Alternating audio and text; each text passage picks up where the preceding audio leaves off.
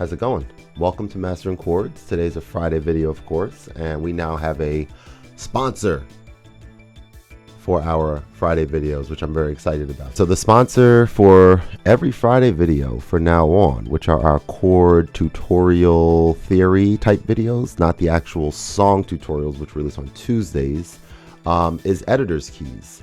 This product in particular is their wireless Bluetooth backlit keyboard that works extremely well with Ableton, and it makes I guess you could say, like, demystifies a lot of the things that are confusing shortcut wise with Ableton. And yeah, I love it, and it's going to be in every single one of these videos, and that's what I wanted to share. If you want to check out the product, you can go to the link in the description, and yeah, let me know if there's any questions. Shout out to Editor's Keys for this. Definitely appreciate it. All right, this was from last week. Let's erase it. And I want to talk about 6 chords right now, and we'll pick a few different ones to kind of go through. And I think that'll probably be the last one of these videos on a Friday that's like teaching you how to play a specific chord, right? So just a little mini recap here, right? We've done major triads. Let's do one hand. Minor triads. sus2, sus4, diminished, augmented. Those are our 3-note chords that we've covered so far. And then we've done 4-note chords, 5-note,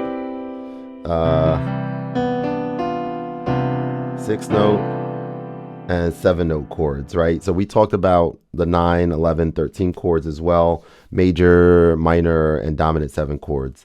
And so, yeah, I think the last one that kind of makes sense to cover is a 6 chord, because once you know that, then any variation of any of these chords, like, you know, say if it says like C major, let me see what this would sound like.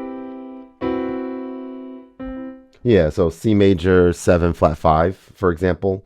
That could be a chord you're asked to do, right? C major 7 flat 5. I think that's how it's written. Maybe the flat is sometimes written as like this. Let me see. Maybe like that. I don't know. Either way, C major 7 flat 5. It just means play a C major 7 but flat the 5. Take this 5, send it down a half note, for example, right? But let's take a look at 6 chords, and I might actually want to look something up as I'm doing this, just because I'm thinking of it right now.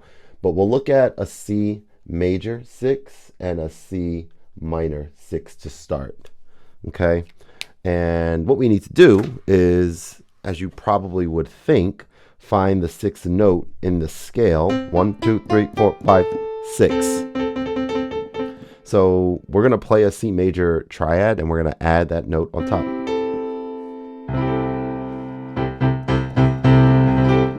Right? C minor 6. That sounds pretty nice to me.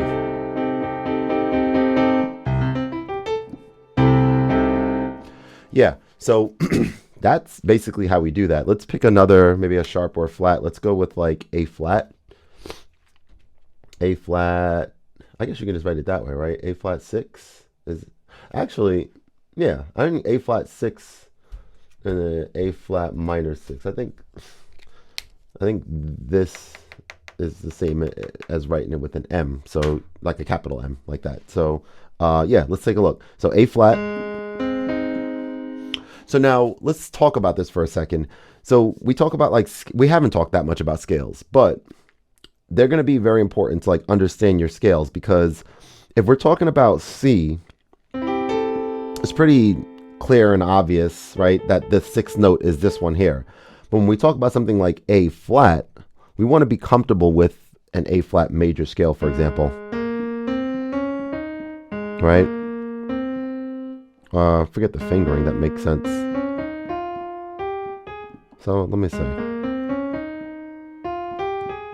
Something like that.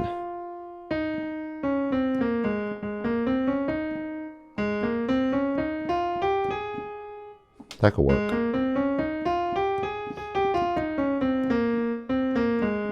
So 1, 2, 3, 4, 5, 6. So the sixth note in this scale is a white key, is a natural key, right?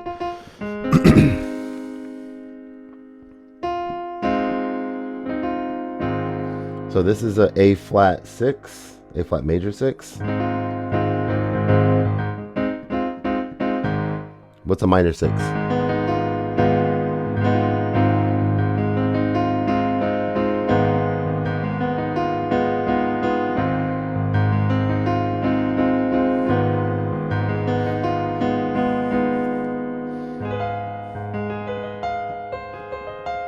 Yeah, so that's pretty cool. Now, I want to give you guys an introduction on what we're going to do next week on this channel, on this time slot video. So we are going to be looking at something kind of fun. I'm going to like write it down here, right?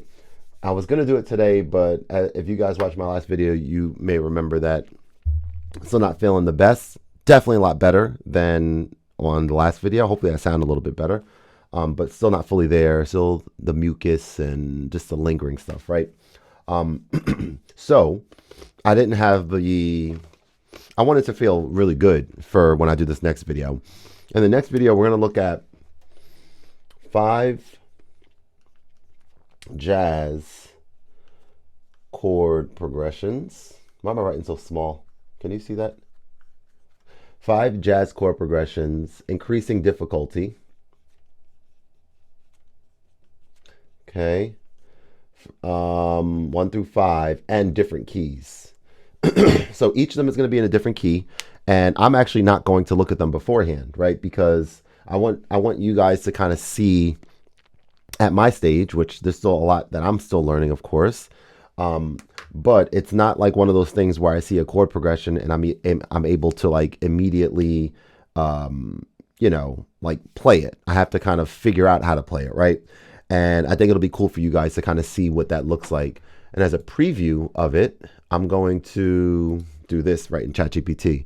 I'm going to say, tell me an easy 3 to 5 chord progression, jazz chord progression, 3 to 5 jazz, 3 to 5 chord progression, jazz, whatever. Yeah, and I want to talk about this too, indicating them with the chord names as well as the Roman numeral names. That's the important thing here. I'm gonna show you what I mean in a second. And share both the chord names and the names via Roman numerals. I think that makes sense. So we don't have to erase yet. So and I want to do like a little preview here first. So ChatGPT is thinking. It's going to hopefully in a few seconds tell me what we need. And here we go. So it's saying that you can do a C major 7 to A7 to D minor 7 to G7. And the Roman numerals they write, I don't think you need to write major after this. I think you can just do I7 to this 7 to lowercase 7. And we're going to, again, talk about all this soon. Right, so 5, 7 is implying that it's dominant. So yeah, we'll go over all this, but let's take a look. So this chord progression is saying, all right, so I want you to start with a C major 7. Then it wants you to go to an A dominant 7. Is that right? Did I write that right? A dominant 7. Yeah. Hang on. Yeah, A dominant 7. Okay. So I guess you do need to write major in order to indicate that it's major 7, I guess. So we'll just be consistent. So there might be like slight variances with like how people communicate these and stuff, but we'll go with this here. All right, so what are we doing? So C major 7 to A dominant 7. So what is an A dominant 7 chord? It's this. So how do we go? So that's the so here we go, right? Using inversions and such. How do we go from this to this? Well, I think it's just gonna be taking this lowest note, sending it up an octave, which is an A, which is the A. So I think it's this, right? So take a look at my right hand, which is what we're coming from, and left hand is what we're going to. Stay with me here. These 4 notes, okay, are the notes that we need to turn these 4 notes to. And if you look, both of these have the same 2 middle notes. So we're going to keep these here, and all we have to worry about is changing the outer notes, which are both changing to this and this. Right? So that right there is how you're able to figure out, in my opinion, like, if someone knows a better way or easier way, let me know, or a way that works for them. I think everyone's mind might be a little bit different with, like, you know, what resonates and stuff. But we have C major 7, and then kind of figure out the way. See, that feels pretty good. C major 7, A dominant 7, now D minor 7. D minor 7, and then G dominant 7 is what? No, all white notes. There we go. So let's try that one more time. Kind of walk through what's happening. C major 7.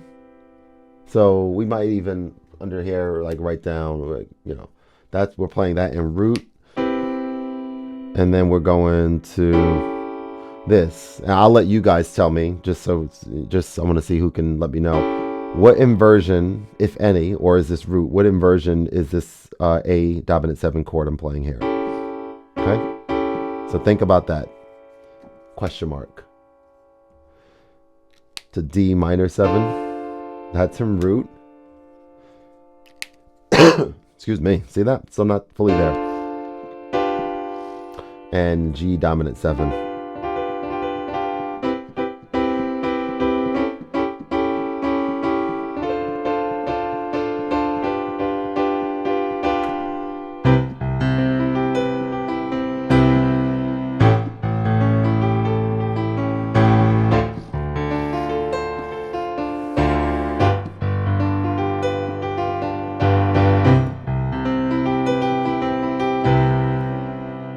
That's pretty good. That's pretty good. That's where we're going to leave today's video. So this was kind of interesting. Kind of was going to just be a how to do 6 chords thing, but it's going to really be both 6 chords plus an introduction to what we're doing next week, and how to, like, a quick high level, how to like walk through a 4 chord progression with 4 notes in each chord. Hopefully it was helpful. Thank you again to these wonderful people over here at Editor's Keys. And yeah, like I said, check the link out if you're interested. If this is something that interests you, they sell other products as well. The cool thing about partnerships, honestly, is that it was very important to me that the partners that I'm looking for, looking to collaborate with this video, the Friday ones and then the Tuesday ones, are ones that I'm able to feature their product, and I have like the capability to talk about their product as little or as much as I want. And in this case, like, the idea is like, hey, your product is going to be in frame, as was the case for the entire video. It's going to be here. Everyone's going to see it, right? And obviously, with this being the first time that it's being sponsored, like, I want to obviously let you guys know and share, but I don't have any like deep obligation to talk about this product every week. It's just going to always be here. And maybe sometimes I do want to talk about it because I found out something cool about Ableton, or like never realizing that, you know, these pink buttons here, for example, like the note quantized buttons. I didn't know a lot of stuff about how to do things with Ableton. Even up here, like these buttons mute as long as you have your, you know, function keys set up properly, or the settings in your Mac. So it's like, super helpful. I've been, like I said, using it a ton, and yeah, I think you guys should be aware of it. All right, so that's enough gushing about a product. We're not gushing about products anymore in this channel. That's not what this is about any longer. Unless if we really, feel like we want to, or feel like there's something to really gush about. Right now, it's still in the education mode, teaching you guys, inspiring you guys. There's some other really cool things coming up. There's ideas about a live stream to accompany what we're doing on Tuesdays and Fridays. And that live stream, I'm thinking, it could either be the same live stream. I think actually it probably should be the same live stream for both of these things, but answer questions. You guys got questions about what I went over? Join. I'll announce the time and when we're going to be doing it, but it's likely going to be Wednesdays at some point, but I'll let you guys know. And then the other thing is is making music, right? So now being able to sit here and do a live stream just like this, maybe, well, actually more the screen share thing, which I don't need to do right now, but make some music in Ableton or wherever else, but probably starting with Ableton just because it kind of makes sense since I'm, in the studio here. And the music that I'm making from scratch is like leveraging the stuff that I'm teaching. So I'm like hopefully showing people who are producers that the stuff that I'm teaching you here is stuff that is beneficial for those of you who want to play chords to songs they like and maybe sing over them or whatever, or have other people sing, but also like for producers as the main audience, I think, for what I'm doing. Here's a way for you to like know how to get songs started on your own instead of buying loops and stuff like that, right? Or using loops. Like you get your own ideas kind of started. And it's interesting. Let me say one more thing.